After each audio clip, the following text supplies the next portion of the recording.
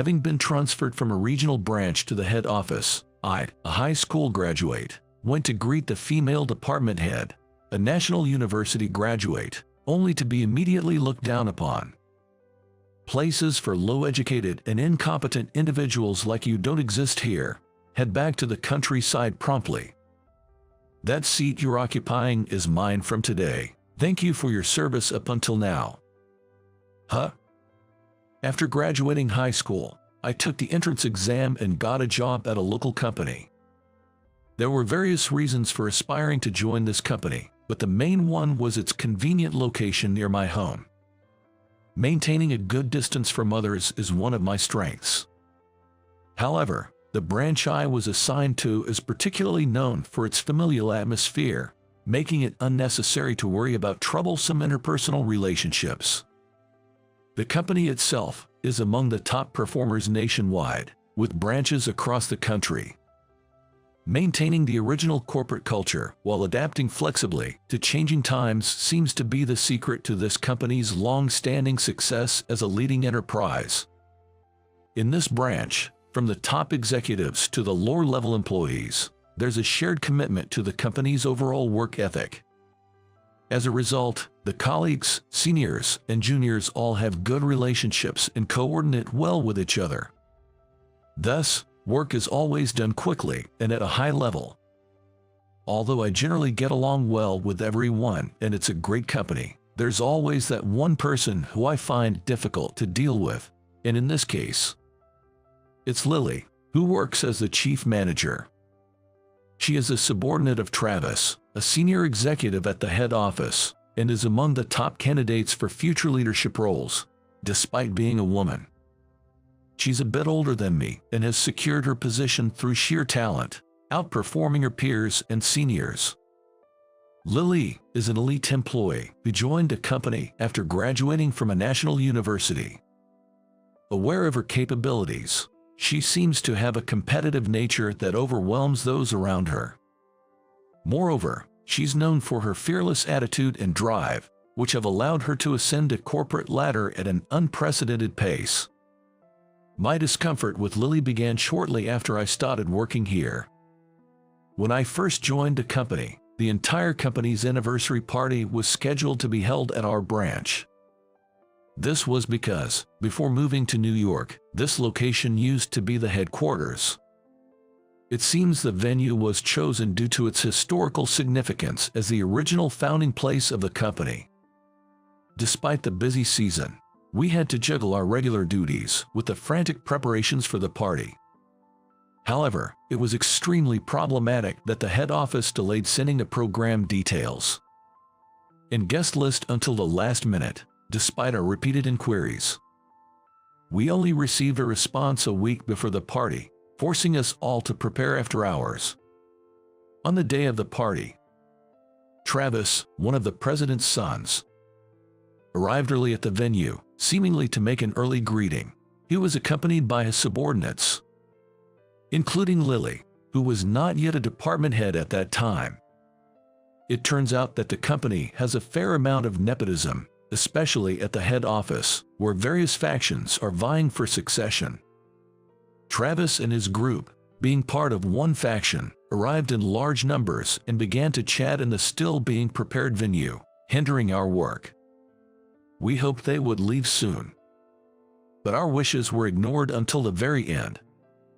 The turning point was when Travis noticed me and introduced me to his subordinates. Let me introduce everyone. This is Joe, who recently joined us straight after high school. His action seemed to signal the emergence of an unexpected rival to his subordinates. When he stepped away to take a call, they forcibly kept me from returning to my preparations and started offering me drinks. However, I was only 18 and still underage.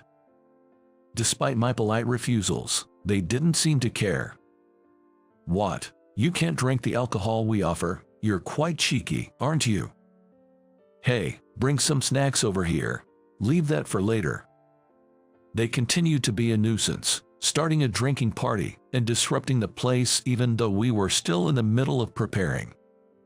They went as far as stopping people from working and coercing them to join in, doing whatever they pleased, completely disregarding us, busy with setting up the venue. Some, emboldened by alcohol, even started demanding that we pay attention to the head office staff. They only left just before the start time, having done nothing but hinder our preparations. Naturally, not a single one offered to help clean up, leaving us to deal with the aftermath that shouldn't have been necessary in the first place. Some of the staff, who were not heavy drinkers, were forced to drink and became incapacitated. As a result, fewer people were available to prepare for the party, and the progress and rehearsal checks for organizing the event were significantly delayed. Despite further delays in setting up the venue, the start time was fast approaching. Just when they returned, they began pointing out flaws in the party preparations as if looking for any excuse to criticize. Moreover, they unreasonably pressured us not to shift the scheduled time at all. Other employees who had finished their work joined in to help, but we were ultimately forced to start the event underprepared due to their constant interference. As expected, the party suffered from a lack of coordination, leading to frequent disruptions. Travis's subordinates, who had been a constant nuisance and rushed us, did not offer any support to us, the branch office staff managing the event. What's with this mess? You show too little respect for the company. How dare you start drinking before even finishing the preparations? Even during the party, they seized every opportunity to highlight our mistakes and mock us, turning us into the laughingstock at the drinking table. And this incident ended up affecting the branch's reputation for a while. Don't get ahead of yourselves just because you're in charge today. Know your place. Such useless people. It's a letdown, typical of a rural branch. Every time they laughed at us, I felt their gazes filled with sheer malice. This became even worse during the mingling time. Led by Lily, who had been heckling our mishaps, Travis's subordinates boldly approached us. "Thank you, country folks, for the poorly managed party. Quite fitting of you." Swallowed by their pace, we were disheartened by our own downfall. They, seemingly satisfied, began to openly express their true feelings, perhaps encouraged by the alcohol. Don't get cocky just because Travis introduced you. You can't even manage a single event properly. After all, what can you expect from someone with a low education and incompetence? Travis overestimated you. We heard you were capable, so we left the planning to you last minute, but this is all you could manage. I noticed why the instructions for the anniversary party were delayed until the last minute. It was all just harassment intended to make us fail. In the end, isn't it best just to silently work under the head office? Don't worry, we won't ask you to manage a party again. So, we had been deliberately sabotaged by them from the start. As they ranted, they left laughing. This was my first-hand experience of the infighting rumor to be rampant in the head office. 5 years since that incident. Thanks to the diligent efforts of everyone at the branch, our reputation gradually recovered. And I had been personally appointed by President Blackwood for a transfer to the head office. Honestly, I still harbored negative feelings towards the head office because of that incident. I felt burdened by this appointment, and my colleagues, who had shared the bitter experience, sympathized with me. However, an order from Mr. Blackwood himself was not reversible. The head office still seemed to be embroiled in succession conflicts and factionalism, complicating interpersonal relationships. The infighting affected work to the extent that it was hard to focus. The party incident had made it clear to me, and I expected such sabotage to be a daily occurrence at the head office.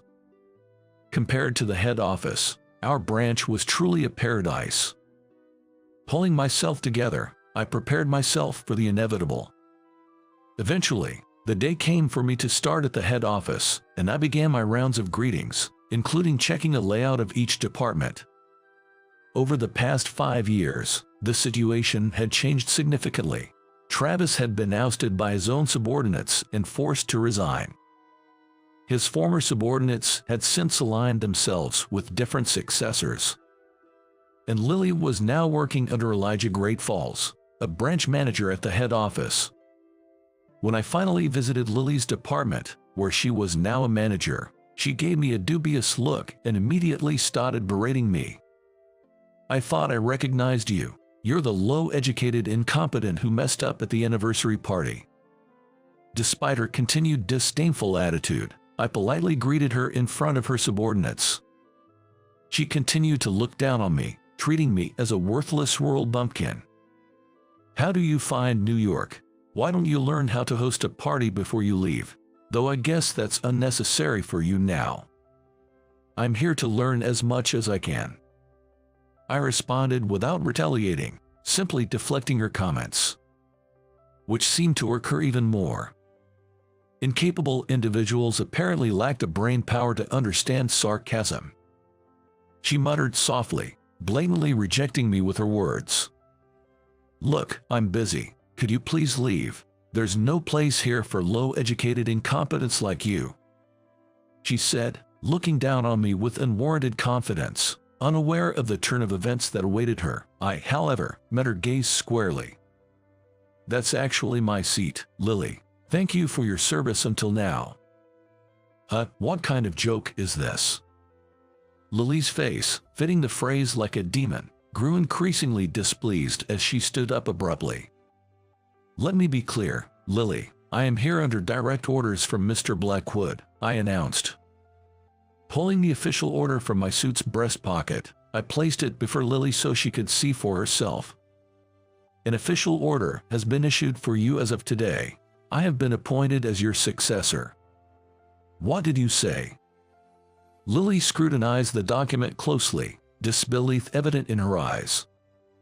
The order from Mr. Blackwood stated that Lily was being demoted and transferred to the branch where I was previously stationed. For her, who had been at the forefront of the fast track, this not only represented a significant step back but effectively meant being sidelined from the current competitive arena. "You've been calling others incapable, but isn't being highly educated yet incompetent even worse, don't you think?" I confronted her. As the new department head, I instructed Lily to pack up her belongings and clear the space by the end of the day. "That's my seat. Please clear it immediately. I need to get to work." "Stop being so noisy. Don't get too cocky." Lily yelled at me, but realizing she had no power in the situation, she stormed out of the department, frustration gripping her tightly. The department's employees, who had endured her tyranny for years, cheered as she left for her transfer. I managed to conclude my introductory greetings in the new department amidst a positive atmosphere. Later, Lily, unable to accept the contents of her transfer order, barged into the office of Elijah, the branch manager, without an appointment. "Elijah, what is the meaning of this?" she demanded. After carefully straightening out the crumpled order from Mr. Blackwood, Elijah examined it meticulously and responded calmly. "Lily, what seems to be the problem?" "This must be some mistake. I know it's presumptuous, but could you please check with Mr. Blackwood?" she pleaded. "There's no need for that. I've just verified it right in front of you. Or do you want me to repeat it?" Elijah countered. He then methodically explained the reasons behind the transfer order, citing numerous complaints from both within and outside her department. Her poor reputation among clients, and the underperformance of her division, leaving no room for her to argue. "Fundamentally, you lack the basics in everything. Submitting documents to your superior in such a condition is a problem that goes beyond academic qualifications," he reprimanded. Stunned by her superior's harsh criticism, Lily was mercilessly dismissed. "I had always planned to remove those who unseat their superiors for their own gain," he added. Following her outburst, Lily was escorted out of the branch manager's office by security personnel. Left without any support or backing, Lily ultimately accepted her transfer. The next day, her desk was cleared out completely, not a single item left behind. Originally, when she first joined the company, she wasn't in such a dire state. However, her first superior, a man who harbored misogynistic views, felt threatened by her abilities and ambition, blatantly obstructing her at every turn. It was commonplace for her achievements to be stolen and mistakes to be pinned on her. The severity of the treatment she received likely served as a warning to others not to underestimate him. It seems that the superior became the catalyst for Lily's resolve to climb to the top at any cost. Eventually, she managed to unseat her superior and continued to ascend the corporate ladder by adopting similar tactics. After the dust had settled, I was invited to Elijah's home, where I, along with Travis, was briefed about the incident in the branch manager's office. "Joe, you've had a tough time with this. Did I make you draw the short straw? I know you're not fond of such matters," Travis remarked. "It's been a while, Uncle Travis," I replied. Both greeted me with a smile and appreciated my handling of the situation. In fact, I am distantly related to Travis and Elijah, sons of President Blackwood. My true background is known only to a limited number of people within the head office and branches. Mr. Blackwood has a history of multiple divorces, resulting in a large extended family with many half-siblings. Furthermore, the company is a family-run business with a penchant for favoritism among relatives. Adding fuel to the fire, the factional disputes among the candidates for the next president have been the primary cause of the swirling complexity in human relations, leading to further chaos. In such a tumultuous struggle for succession, someone distantly related like me would hardly catch anyone's attention. Even at family gatherings, where relatives meet under a seemingly harmonious atmosphere, a battle for supremacy within the clan is always underway. After all, both at the head office and at home, Dad is still active, fueling the competitive spirit among his sons. "They wouldn't easily concede," said someone. Mr. Blackwood himself, always seeking competition, has encouraged such battles among family members. Not resonating with this idea, I have always maintained a distance from the rest and upheld a neutral stance. Travis and Elijah, who found my unusual perspective intriguing, were the two people who took an interest in me. Despite being stepbrothers for Mr. Blackwood's ex-wives, they were good rivals yet shared a surprisingly close bond. A rarity among the otherwise tense and discordant family relations. Their factions were naturally competitive, but they themselves maintained a breezy demeanor, working as comrades in arms within the company. Lily and others who were subordinates of Travis probably didn't find a close relationship between these two amusing. Their scheming to bring down Elijah's side led to Travis's downfall. To avenge Lily, the main culprit behind her downfall, I was transferred to the head office. And it was Elijah who directly disciplined Lily, revealing the true nature of events. My decision to work at the local branch, aside from its proximity to home, was driven by my desire to avoid the nepotism and irrelevant skirmishes at the head office. Indeed, the branch I joined was an idyllic environment. Even though some at the branch knew of my background, they treated me equally without prejudice. However, after the incident at the party, I wished for an improvement in the head office's environment. If I could climb up the ranks based on merit, gaining recognition from others in the company besides family, it might be more acceptable to most. That's why I saw my transfer to the head office as an opportunity to make a difference. "By the way, is that the real reason you called me to the head office?" I asked. Upon hearing my question, Travis and Uncle Elijah exchanged glances and smiled. "Do you think this is all about favoritism?" This incident also provided me with some relief. I am grateful. Prompted by their response, I shared my true concerns.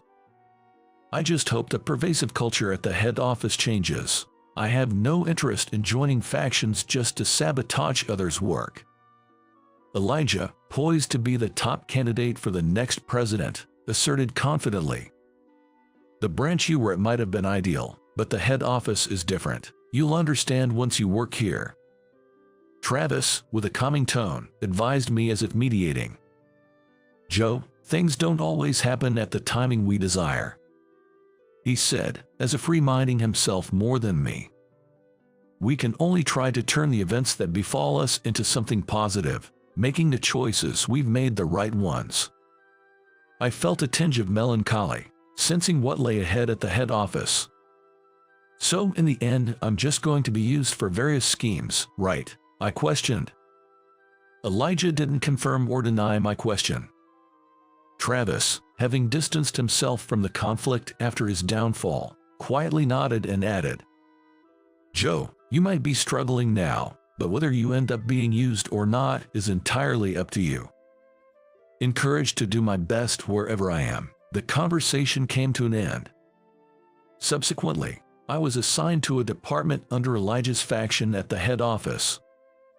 The work at the New York head office was vastly different from the branch, not just in tasks but in the sheer number of competitors we had to deal with. Of course, there were obstructions and petty sabotages from other factions. Perhaps understanding my genuine intentions, Elijah instructed us to proceed with integrity, leading by example through our work achievements.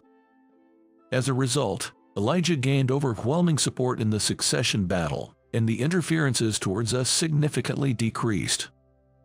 3 years passed, and then came a turning point. Mr. Blackwood, who had been an active executive, passed away suddenly one morning. Following his unexpected demise, a grand funeral was held, and we all mourned his loss. In the subsequent executive meeting to decide the successor, Elijah, as widely anticipated by most outside the executive circle, secured over half of the support and was appointed the next president. As the new president, Elijah did a series of reforms at the head office, starting with abolishing nepotism in hiring and favoritism in work practices. The factions centered around family members remained intact even afterwards. However, as the favoritism towards relatives diminished, those without real ability began to be transferred one after another, leading to the gradual decline of factions. As employees with genuine skills were recognized for their work without relying on factions, they made significant advancements, greatly improving the company's internal atmosphere. Taking this as an opportunity, I often submitted requests for transfers. With the changes at the head office, I felt there was no longer a purpose for me to stay there. Becoming one of Elijah's trusted subordinates and contributing through my work achievements, I was promoted smoothly. However, realizing my lack of interest in further promotions, I declined any further advancement. I found myself missing the irreplaceable comfort of that branch. Occasionally, during business trips to the branch, I noticed that the personnel had changed, but the unique atmosphere and corporate culture remained unchanged. It was something special that even the improved head office couldn't offer. However, Elijah was reluctant to approve my transfer requests. The branch, being an exceptionally good workplace within the company, rarely saw people leave, and the lack of vacancies also played a part. Having been demotivated about my job at the head office for quite some time, I took a bold step and submitted my resignation. Upon seeing it, Elijah sighed. "I had hoped to show you the same vistas I've seen. Was the head office not appealing enough? I'm truly grateful to Mr. Great Falls for changing the bad practices at the head office, but my role here has ended. Could you please let me return to where I belong?" Mr. Great Falls took my resignation but didn't respond immediately. For the time being, I was given a month's leave by the president's order and went back to my hometown. During the leave, I fully moved out of my residence in New York and visited Mr. Great Falls' home before my leave ended to express my gratitude. At that time, we shared drinks not as a president and an employee but as relatives. We reminisced about Uncle Travis, who passed away suddenly before he could become president, and I expressed my gratitude and respect to Uncle Elijah once again. Later, having returned to my hometown, I found myself heading to my former branch in a suit once again. The personnel had changed quite a bit since my time there, and it seemed there were few who remembered me. Yet, the warm and comfortable corporate culture had been passed down unchanged. With a renewed spirit, I headed towards the entrance, grateful for the opportunity given by Mr. Great Falls.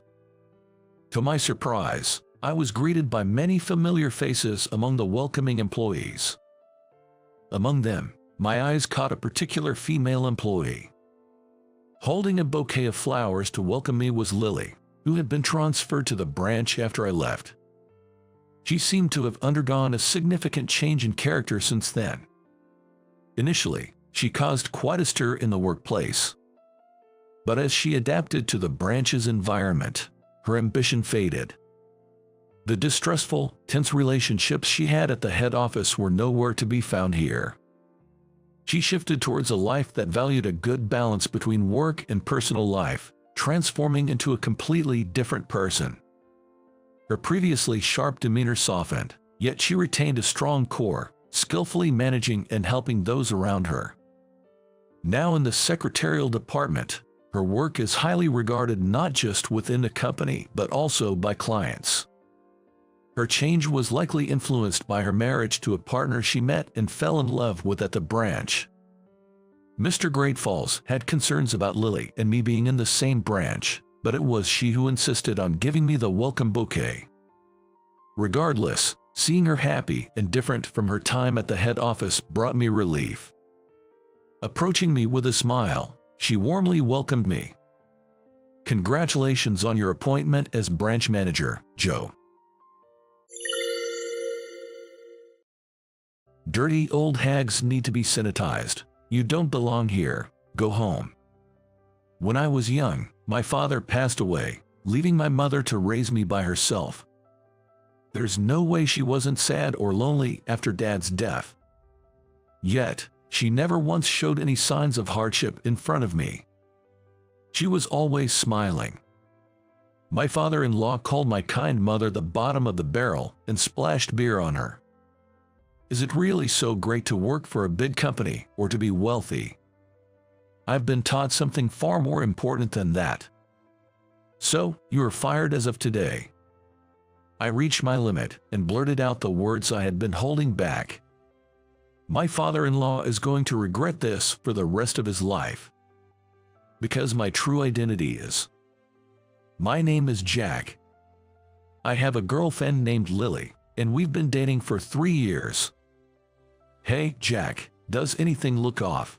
Is this outfit okay? Haha, don't worry so much, you're fine. I patted Lily's shoulder lightly a few times to reassure her, as she was visibly nervous. Today, we plan to visit my parents' house to announce our engagement. Don't worry, Mom said she's looking forward to meeting you. Yeah. Lily is beautiful. And many men were drawn to her for her modest personality. I was one of them. So, after various events, I managed to win the position of her boyfriend, and after a smooth dating period, I proposed and we got engaged. When we arrived at my family home, the front door opened as if they had been waiting for us, even before we rang the doorbell. Welcome back, Jack. Hey, Mom, and this is... I wrapped my arm around her shoulder and nudged her forward as I introduced her to my mother, who greeted us. Hello, my name is Lily. Nice to meet you, Lily. I'm Jack's mother, Nancy. You've caught such a beautiful one, Jack. Well done. It was tough, you know. Had a lot of competition. Oh, Jack. Blushing, Lily looked up at me in a mock protest. Good. It seems her nerves have eased a bit. Haha, come on in, both of you. I've been preparing a feast for you today. Encouraged by my mother's lively voice, Lily and I entered the house. We relaxed and enjoyed the meal that Mom had prepared. Lily and my mom have become very close and they are preparing after-dinner coffee in the kitchen. All right, it's about time. I straightened up and waited for the two to return to the living room. Jack, you'll have some of the sweets Lily brought, right? Yeah, I'll have some. I love the sweets from this place. Thank you, Lily. No, not at all. I'm glad you like them. The table was set with the confectionaries Lily brought as a gift and coffee my mother brewed. Mom, there's something we'd like to tell you today." As I said this, I glanced at Lily. Lily modestly nodded and came to sit beside me on the sofa. "Mom, we're getting married. We came today to tell you that." "Wow, is that so? I'm so glad." "I so am." She must have had a feeling it was coming. Though she wasn't surprised, my mother's voice quivered with overwhelming emotion, and she pressed the corners of her eyes, trying to hold back her tears. "Congratulations to both of you, Jack. I'm so proud of how well you've turned out." "Yeah, me too. I'm glad I can finally give you peace of mind, Mom." Holding both of my hands firmly, Mom couldn't stop her tears. Lily, who had been quietly observing us, was also moved to tears by my mother's emotion. I hardly have any memories of my father. He died in a car accident before I was old enough to remember. Since then, my mother raised me on her own. "Jack, I'll protect you for both me and your father. You'll never be troubled." At my father's funeral, Mom said that as she hugged me tightly. Strangely, this memory has never faded, even now. And true to her word, she always put me first, living her life with that as her priority. After my father passed, the first thing she did was sell the restaurant they ran together. She decided it would be too difficult to manage the business alone while taking care of a young child. With the inheritance from Dad and the money from selling the restaurant, plus various insurance payouts, we should have had enough to live on for a while. But she started working part-time at the restaurant soon after selling it. It was all for me, I guess. Mr. Smith, the owner who bought the restaurant, was very supportive of my mother. "Nancy, I'm thinking of creating a kids area inside the restaurant." "Really?" "Jack is still young, and I thought it would be nice to have something like that. Bring him along when it's done." "Oh, thank you, Mr. Smith." True to his word, Mr. Smith created a kid space in one corner of the restaurant. This was a kind gesture from Mr. Smith to make sure my mom and I would be comfortable. It might have started for me. But the restaurant, with its new kid space, thrived as it became a place welcomes to families with young children. While Mom worked, I spent my time in the restaurant's kid space. By the time I was in elementary school, I naturally started looking after the children who were left there. "Jack, come here next. Let's play Power Rangers." "No way. Jack is going to play house with us." "Take turns, everyone. Let's all play nicely together." The restaurant had many regulars, and playing with the kids I knew was one of my joys back then. Among them, there was a regular who always brought life to the bustling kid space. "Hey, little ones, I brought some snacks for you." "Oh, Mike, thank you." The generous regular was a man named Mike Johnson. He was like an ideal father figure to me. Looking back, I feel like I grew up wanting to be a man like him. He was that irreplaceable to me. "Jack, I hear you've been doing great lately." "Doing what?" "You've been a big help taking care of the kids here, Nancy told me." "Really? Hey, that's good to hear." "Keep it up, Jack. You'll grow into a fine adult and be able to help Mom even more than now. Got it?" "Of course, I promise." "All right, then it's a promise, man to man." "Sure." I wonder if I've come any closer to fulfilling that promise we made back then. No, I'm probably still far from it. Every time I remember that promise, I feel a strong desire to be even more helpful to Mom. A lot of time has passed since then. Now, as an adult with a stable job, I've met someone who will be my lifelong partner. It's my turn to support Mom now. Mom, thank you for raising me all these years. From now on, I'll be the one supporting you. What are you talking about? Marriage life is tough, you know. If anything happens, just rely on me. You're my son, after all. Mom. And Lily, you too. Don't hesitate, okay? You're going to be my daughter. Yes. Thank you so much. Congratulations to both of you. You're going to have a wedding, right? I'm looking forward to it. Mom smiled happily, with tears streaming down her face. I'm determined to do my utmost so that this smile never fades. I made that firm resolve. As I drove away from my family home, I noticed Lily intently gazing at my profile from the passenger seat. Lily, is something wrong? Jack, you know. Lily seemed to be struggling to find the right words. What's wrong? Did something happen with Mom? No, it's not that. Your mom was really nice to me. I love her. It's not about that, it's just that. Choosing her words carefully, Lily pondered for a while before finally speaking up. We're going to visit my parents tomorrow, right? Of course. I'm kind of nervous now. I understand how you felt today. Wait, are your parents strict or something? Not really. It's just that I want you to be careful around my dad. What do you mean by that? You see, my dad might say something inappropriate, so I'm apologizing in advance, Jack, if he makes you feel uncomfortable tomorrow. I'm really sorry. Lily's voice faded into a whisper, and her shoulders trembled slightly as she apologized. Don't worry, whatever happens, my feelings towards you won't change, so it's okay. Yeah. Lily nodded with a face that couldn't hide her anxiety and looked down. Visiting her parents might not go as smoothly as I thought. Anyway, I swore to myself that I would do anything to avoid making Lily sad. The next day, the visit to Lily's parents went smoother than I had anticipated. I was quite on edge, fearing something terrible might happen, but contrary to my worries, Lily's parents were friendly and talkative. However, there was something that bothered me a bit. Looking back, I felt a sense of discomfort from the very beginning of our interaction. Nice to meet you. I'm Jack, and I'm in a relationship with Lily.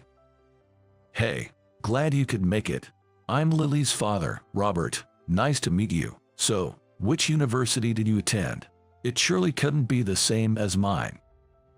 I was completely taken aback by the sudden question about my educational background and froze for a moment. Dad, I always tell you to stop that. Really, Robert, that's rude. Jack, I'm so sorry. Please, come in. Lily and her mother quickly intervened, preventing the topic from escalating further. But I noticed something. Lily's father, Robert, seemed to have a look in his eyes that somewhat looked down on people. Jack, are you okay? Oh, yeah. Really? Did my dad say anything rude to you when I wasn't looking? It's okay. I did think the way your father spoke was a bit concerning, but I'm sorry. Don't apologize. It's not your fault, right? Look, we have a meeting with the wedding planner tomorrow. Let's just focus on the happy things. Yeah, Jack, thank you. Lily, who had been downcast all day, finally managed a small smile.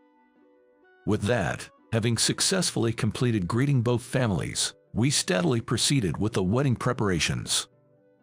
And finally, the big day arrived. Relatives, acquaintances, and friends from both sides gathered at the venue, surrounding us with warm congratulations. Jack, congratulations. To see you like this, all grown up, I just... Don't cry, Mom. The ceremony has just begun. Mom couldn't stop her tears of emotion even before the ceremony started. It must be because of all the trouble I've caused her. Seeing her tears, I felt even more strongly that I needed to support her from now on. As the ceremony went on smoothly and we moved on to the reception, friends came over to chat. Jack, come on, drink up. Let's toast. Hey, are you drunk already? Shut up. You're marrying such a beautiful wife. I'm so jealous. I exchanged drinks with my friends who came over with beer bottles in hand. There seemed to be a bit of envy in their words, but no doubt they were happy for me. Lily, congratulations. You look absolutely stunning in your bridal gown. Thank you. Hey, can you come now? Let's go take a picture with everyone over there. Yes. Lily, surrounded by her female friends, glanced over here briefly. Go ahead, we have plenty of time. Thank you, Jack. I'll be back soon. I casually watched as Lily left her seat to join her friends. Seeing her happily taking photos and laughing with her close friends made me feel truly grateful that the ceremony was going well. Lily, let me help with those photos. Come on, gather around everyone. Lily's father also seemed to be in a very good mood today. His face was flushed, perhaps from the alcohol, and he was in high spirits. I hope everything goes well today. I couldn't help but mutter to myself. From his behavior, it seemed he wasn't a bad person at heart. I silently hoped the ceremony would conclude without any issues. As the ceremony neared its end, it was time for my speech. The MC handed me the mic, and I stood up amidst applause. Thank you all for gathering here today. I would like to take this moment to express my gratitude. I stood up straight with Lily beside me. Then, I made my way towards my mother, who was watching from a distance. The spotlight followed me, illuminating both me and my mother. Mom, thanks to your love and care, I've made it this far. Jack, what is this? I wasn't expecting this. The letter to my mother was a surprise that Lily and I had planned. Once again, Mom's tears flowed like a waterfall. It was so touching and funny at the same time that I supported my mother's shoulder while laughing. Mom, don't cry so much. There's more to come. I know. Soft laughter and the sound of people sniffling quietly filled the venue. Lily, left at the main table, was also busily dabbing at her eyes with a handkerchief. Ever since Dad passed away, you raised me all by yourself. You are the person I respect the most in the world.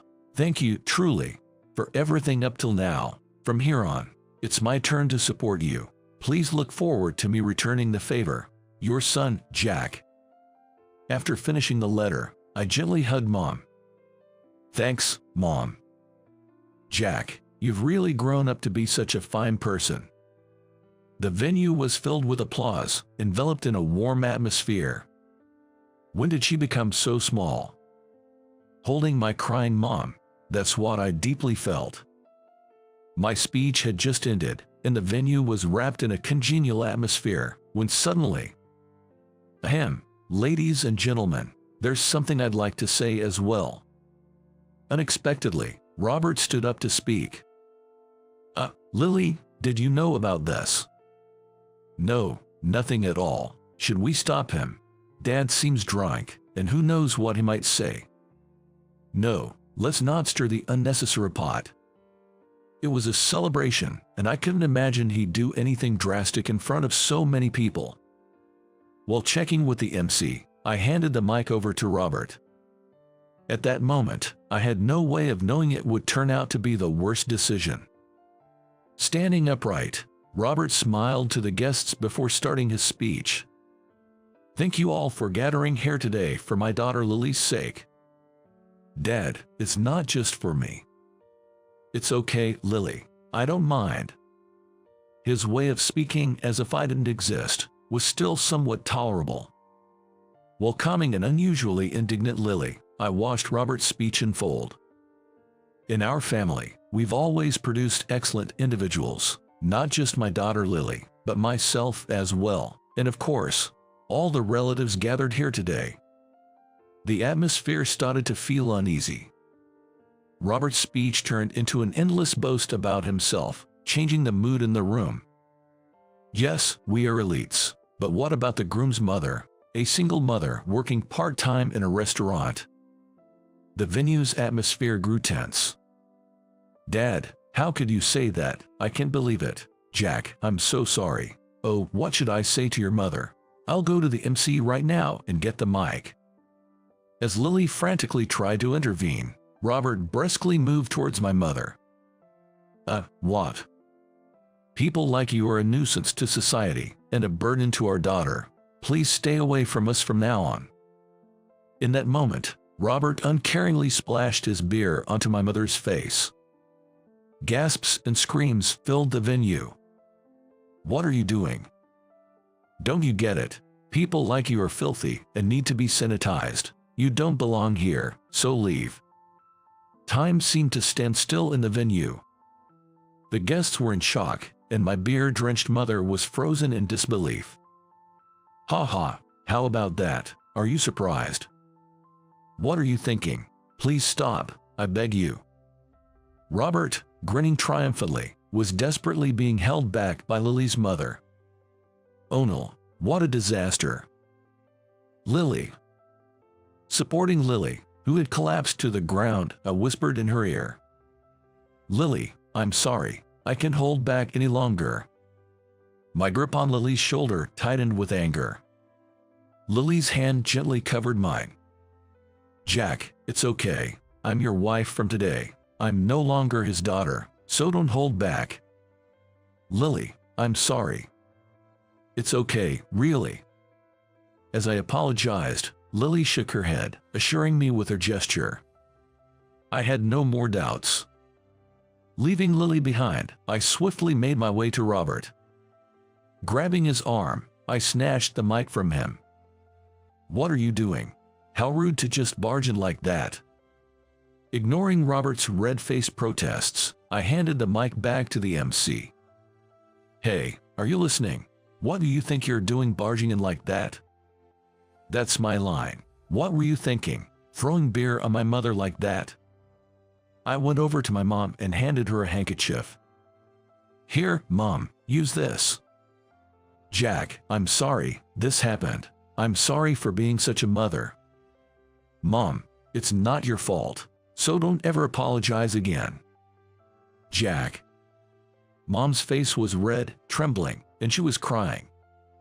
These weren't tears of joy like before. They must be tears of shame and frustration. Like mother, like son, a son as impolite as his bottom-dwelling mother. While saying this, Robert grabbed my shoulder to turn me towards him.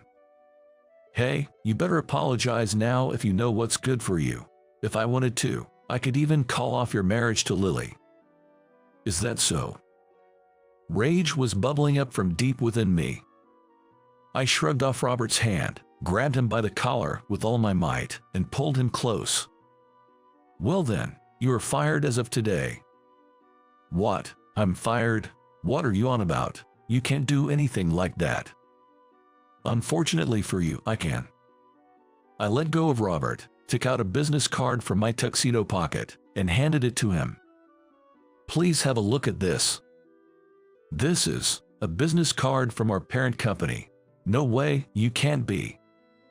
Robert's face turned pale as he held the business card. "No way, this can't be real. How can someone like you be an employee of our parent company and the head of HR?" Flustered and his eyes darting around, I sighed deeply, utterly astounded by Robert's reaction. The opportunity for me to join my current company came when I was in my senior year of high school. At that time, I was still working part-time at the restaurant where my mom worked and was as close as ever to our regular customer, Mike. "Hey, Jack, what are you planning for your future?" "I'm thinking about getting a job. It might be tough with just a high school diploma, but I don't want to be a burden on my mom anymore." "I see. Well then, let me lend a hand." "What?" "Jack, come work for my company." "Your company, Mike? Are you some kind of company president?" "Haha, well, yes. I may not look like it, but I'm quite capable. What do you think, impressed?" "Yeah, impressed. Here I thought you were just a desperate man trying to woo my mom while keeping up the bachelor facade, but you were actually trying to win me over first." "Hey, Jack, that's going too far, you little..." With a mischievous smile, Mike playfully ruffled my hair. "But seriously, I want to hire you. I've seen how you work here, and there's no doubt about it. I won't treat you badly. Jack, come work for me." "Mike, thank you. I'll do my best." And that's how I joined my current company straight out of high school. Meeting Lily was indeed work-related, but it was ironic that Robert happened to be an employee of a subsidiary of Mike's company, purely by chance. I actually wanted to give you my business card when I first came to greet you, but you were so engrossed in your bragging. I didn't want to spoil your mood, so I refrained from doing so. Oh no. Unfortunately, Mr. Johnson, our president, had some urgent business and couldn't attend today. What, then that means? But I'll be sure to report your foolish actions today in great detail. No way. Robert's face went from pale blue to ghostly white, and he crumpled to his knees as if drained of blood. Yet, my anger hadn't subsided. I approached Robert and whispered threateningly in his ear. Be prepared. Mr. Johnson has a soft spot for my mom. Eek. With a pathetic gasp, Robert looked around in a panic. All the guests were giving him disdainful looks, frowning at his behavior. Why am I being looked at like this? Damn it. He muttered bitterly as he stumbled out of the venue. Watching his retreating figure, Lily, accompanied by her mother, rushed to us. Jack, Nancy, are you okay? I'm terribly sorry for the trouble my husband has caused. Nancy, I'm so sorry. I'm truly sorry. Please, don't apologize. It's not your fault, my dear. And Lily, no more tears, please. A beautiful lady like you shouldn't spoil her looks. Mom comforted them with a gentle smile. Then, she cast a quick glance in my direction. Now, you're the groom. Take charge and smooth things over. Don't make your bride cry on your wedding day. Yes, I understand. I was taken aback for a moment. Mom really is a strong person. Ladies and gentlemen, I apologize for the unsightly scene. We still have time. Please continue to enjoy the festivities. I declared, trying to lighten the mood. Applause gradually began from my friends and then spread to the families. Despite the unexpected incident, the warmth of the guests and, above all, my mom's strength, helped us bring the wedding ceremony to a successful close. Some time has passed since the commotion at the wedding. Since then, Robert has become an outcast among relatives, was abandoned by his wife, and ended up divorced. Jack, I'm really sorry. I know apologies aren't enough, but I'll leave his fate in your hands. Please, don't hold back on him. Lily's mother, looking considerably worn out, came to apologize again later. Despite feeling slightly sorry for her, I didn't go easy on Robert's case. Or rather, I couldn't. Hey, have you heard about Robert? Yay, that story, right. He ruined his daughter's wedding and got on the bad side of the parent company's president. His foolish behavior at the wedding quickly became the talk of the company. Eventually, having no place left, Robert opted for voluntary resignation. Man, it was a relief he quit on his own. No hassle with the firing. Whoa, Mike, you aren't smiling in your eyes, you know. Most likely, the one who orchestrated and pushed Robert to the edge was none other than our president, aka Mike. I earnestly thought to myself that he was someone I should never mess with. Time has flown, and nearly a year has passed since then. A baby boy, who resembles me a lot, was born to Lily and me. It looks like he's fallen asleep. He's been crying so much, must be tired. Every time I see our healthy child's sleeping face, I deeply feel the reality of being a father. This little one really looks just like you did as a baby, Jack. Wait, Lily, I'll bring the photo album. Yeah, let me see it. Stop it, Mom. It's embarrassing. Now, we're living with my mom in my family home. I have a beloved wife and son, and my mom has a dear daughter-in-law and grandson. We're spending our days as a happy family.